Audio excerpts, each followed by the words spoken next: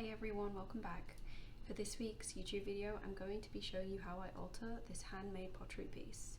I'd like to get it ready to be cast in silicone, and to do that there were lots of holes and cracks and one of the petals had broken off, so I needed to repair it. This is step one of the process. If you like this video and would like to see the next step, subscribe and like.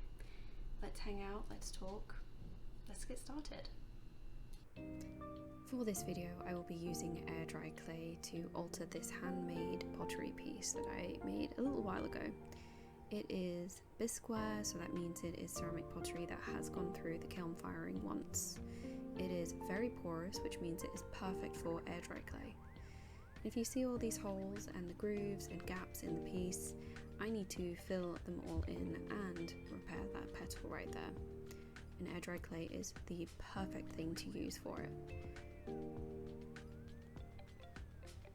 I'd like to get this piece ready to be cast in silicone so that I can recreate it and make resin crate casts of it.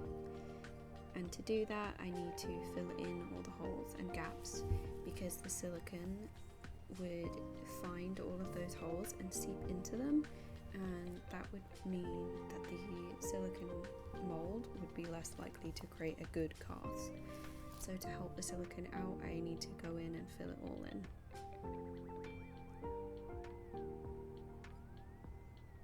All that's needed is the air dry clay, some water and a couple different tools. I switch between using this small paintbrush and a couple of pottery tools that I have.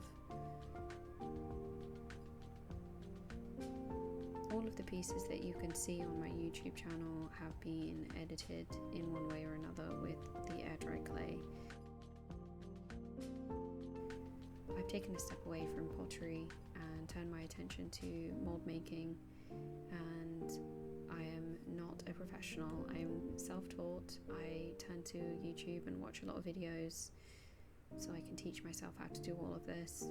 This is part of my learning process, still figuring it all out, but it's really fun. I had these pieces sitting on my shelves and I thought that I would not be able to use them, and it's pretty heartbreaking when pieces break. But since I discovered the air dry clay and realized I can fix my pieces, it's amazing and it feels great.